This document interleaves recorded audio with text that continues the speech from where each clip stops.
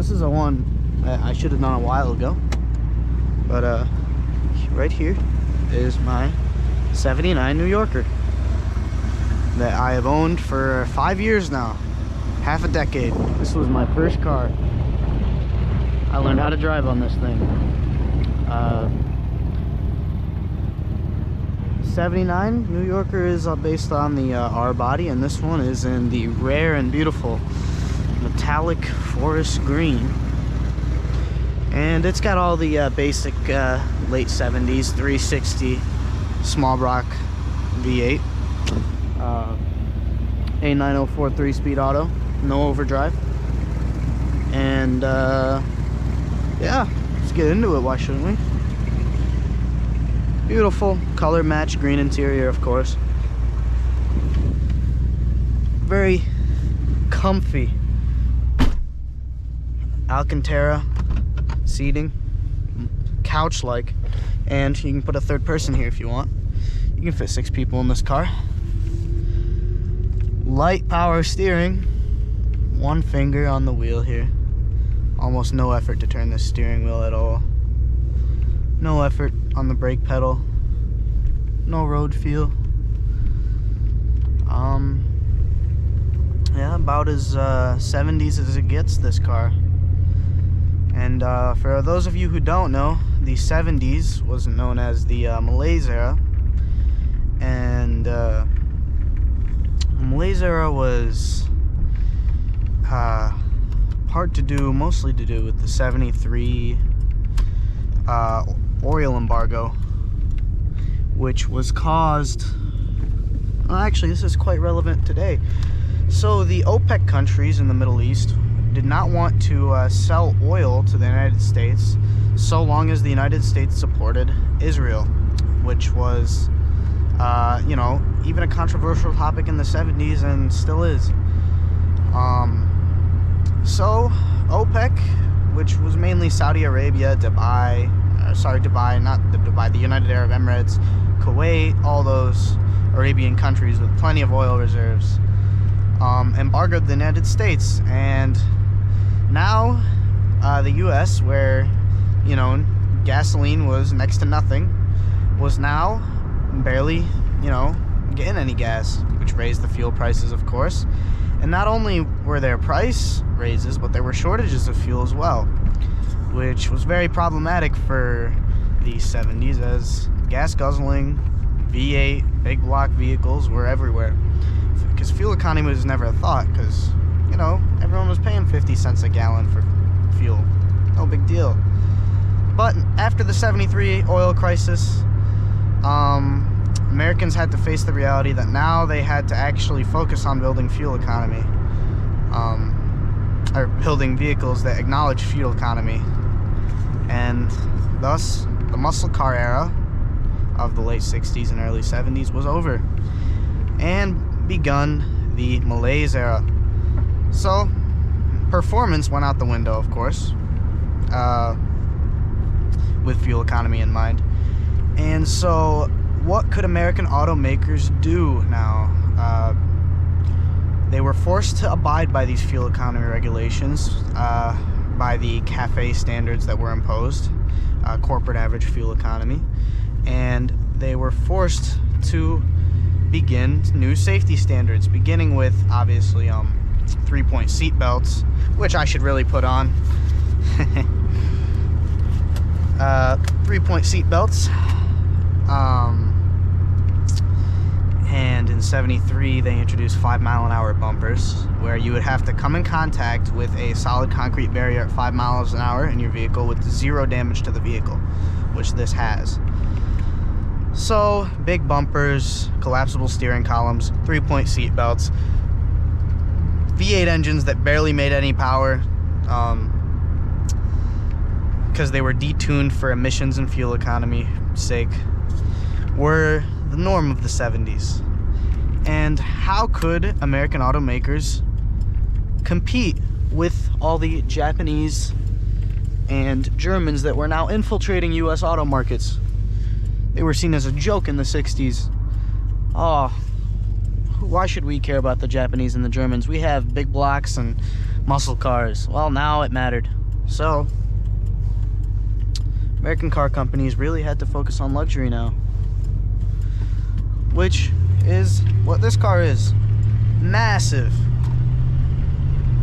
huge hood, huge rear deck, large, comfy, couch-like seats. Same thing with the rear seats, plenty of leg room.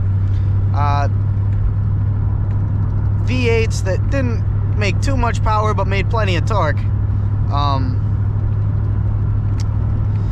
And rear gearing that so tall that first gear will take you to 40 miles an hour in this car. That's what the 70s was. Oh, mid to late 70s and into the early 80s too. Soft suspension, soft steering, soft brakes. And so this introduces a different kind of driving, which is almost like autopilot driving. No effort to do so, anything. When you're driving this car, you're like sailing a boat and pointing it in the general direction that you want to go. You're not really piloting anything here. You're just sitting and relaxing, sitting back in your sofa seats with your finger sensitive power steering and your mushy brakes, cruising along the straight roads of America. Straight boulevard roads, and that's what they call it, the boulevard ride. So now we've set the stage for the era that this car was born into, right? The 70s. Now we can talk more specifically about this vehicle. This is an R-body Chrysler, yeah? The R-body was a last-ditch effort by Chrysler to downsize, as in the late 70s, that's what GM and Ford were doing with the Panther body, and the GMB body, believe it or not, was a downsize. So Chrysler kind of cobbled this up. In 79, Chrysler was going bankrupt. This was probably one of the worst years for Chrysler. 79, they were on the verge of bankruptcy until Lee Iacocca came in, brought up the K car, and saved Chrysler after they were 1 foot in their grave, but that's a story for another day. So this was a cobbled together version of the B-body, elongated, and all of them were sedans, pillared sedans, right? Pillared hardtop sedans. No variation in body style, really. You had the New Yorker, which was the highest trim level of the R-bodies, which is what this is. You had the Chrysler Newport, which was one tier below that. Below that, you had the Dodge St. Regis, which was another, which was used by police, you know, as police vehicles. And same thing with the Plymouth Fury, which was another grade below the Dodge St. Regis. And all of them, in terms of styling, body lines, were very similar. The New Yorker, most people like to agree the New Yorker was the best looking one, with the hideaway headlamps and the ornate styling, chrome fender flares, massive chrome bumpers, hood ornaments, you know, the things they would slather on the cars in the 70s to make them more luxurious without actually having it change too much. But I mean, all of them had a very, you know, good ride. Chryslers were more firm than GMs and Fords of the era, but all these 70s full-size vehicles had very nice mushy ride, especially compared to modern vehicles with their handling, you know, requirements and things like that. Torsion bars in the front, leaf springs in the back, which Chrysler's been doing since the mid-50s. All very old, reused technology in the underpinnings of this car. Now, they slapped on some 70s last-ditch effort emission systems, such as the Chrysler lean burn system, which is what this vehicle had.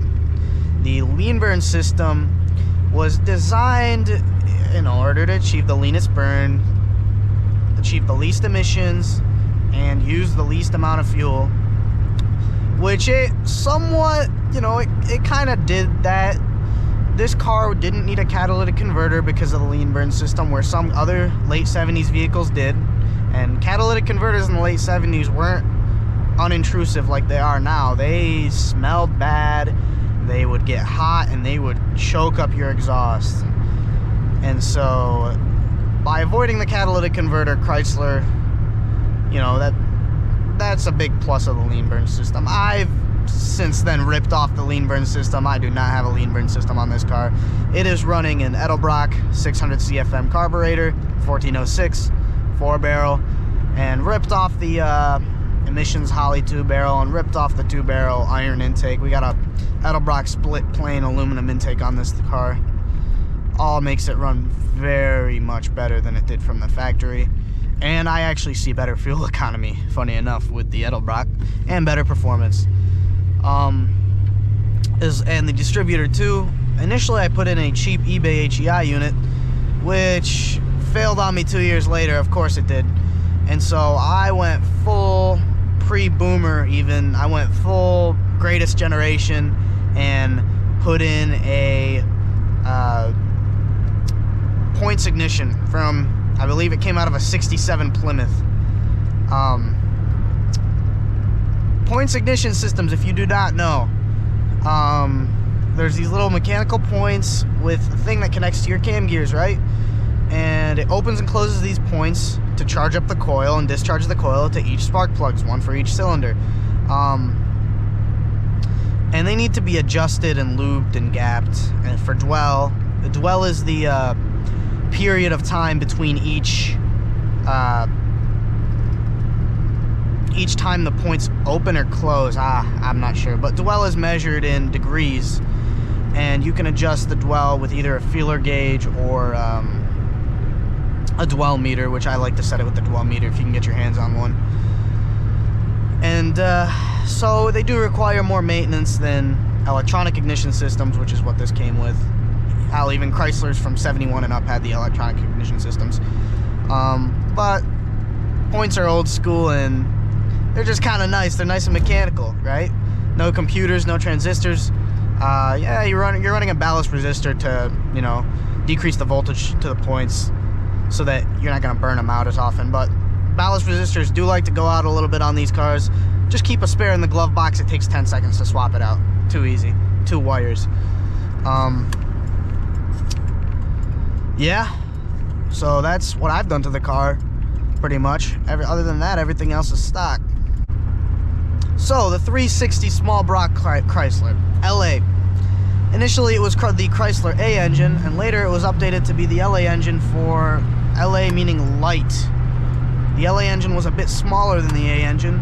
Or not smaller, I guess, in displacement. It was lighter weight than the A engine. Very similar underpinnings to the A engine, other than that.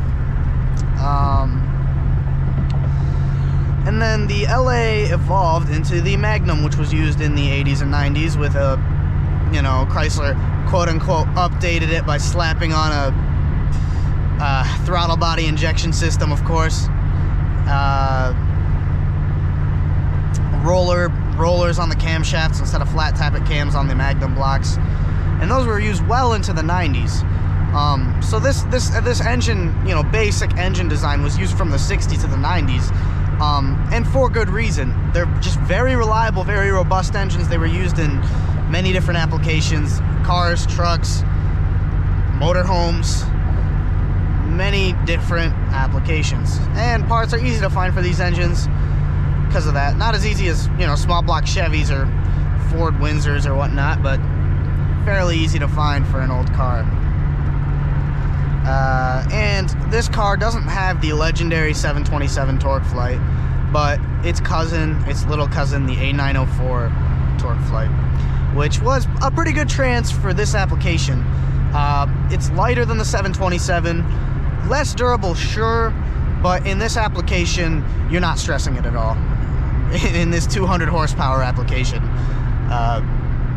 there's no worry of stressing that A904. The reverse had a little bit of an issue if you would have the idle speed set too high and you would put these cars in reverse while the idle was high. It would mess something up with the reverse spring or something of that nature. Not a transmission guy here, but something to note. But if you have the idle speed set correctly, this transmission should be bulletproof. 727, or no, I'm sorry, what am I saying? 727s were used in drag racing. Once you build those transmissions up, they're good to 1,000 up horsepower. A904 is not so much, but again, for this application, plenty of power, no problem. Third gear is 1-to-1 here, so if you're planning on going on the highway and not over revving this thing, you better have tall rear gears in the back. 270 somethings, I believe, in this car. Which isn't nice for, you know, taking off, very long gearing with the 270s, but it's nice to be able to go on the highway and not have to have this thing screaming at 3,000 RPM. This thing, I think, is doing 2,400 RPM at 70 miles an hour, which is a nice, happy place for this engine. So we've covered the drivetrain. Very basic Chrysler stuff. Any Mopar built between 60 and 80 would have a very similar setup to this car. Drivetrain, suspension, that interior, right? 70s build quality. Not fit and finish is not up to par. I like to think that this car was one of the good ones, because if you look at the older ones, or not the older ones, but just other ones, fit and finish is not identical between all these cars. So you end up having the car that was built on a Friday afternoon having terrible fit and finish, right? Think about the employees at the factory. They're working Friday afternoon, man, they're overworked. They're just trying to get out there slapping these things together. But I like to think that this car was made earlier in the week, on a good day, because honestly, panel gap isn't even that bad for 70s standards, right? It's bad for modern standards. Interior fit and finish isn't that bad either. This is going on a 50-year-old car now, 45-year-old car, and nothing has been played with on the interior other than that radio that I replaced. That's from a 91 New Yorker, but nothing has been really played with on the interior, and the fit and finish isn't even that bad, honestly. I've seen modern cars with worse fit and finish, and the interior, materials aren't that bad either. This soft dashboard is nice. Shag carpeting, Alcantara seats. This kind of, I'm not sure how to describe this material that the steering wheel is made out of, but it's got, you know, the wood inlay, which is nice. All this wood is plastic, of course, not real wood. Standards of the 70s. Even in a Cadillac, you wouldn't have had real wood by 79. But interior is generally a very pleasant place to be for drivers and passengers alike. You know, sofa cushion seats, and then the driver gets a power seat, even fully articulate, up, down, left, right, everything, which is nice. Power windows, all four. Not power mirrors, but you can control these mirrors through these analog controls, which are like bicycle cables that go to the mirror. So it's pretty much a power mirror. Yeah. This is my 79 New Yorker. What else can I say about this car, really? Standard Malaise era stuff. Yeah, there you go.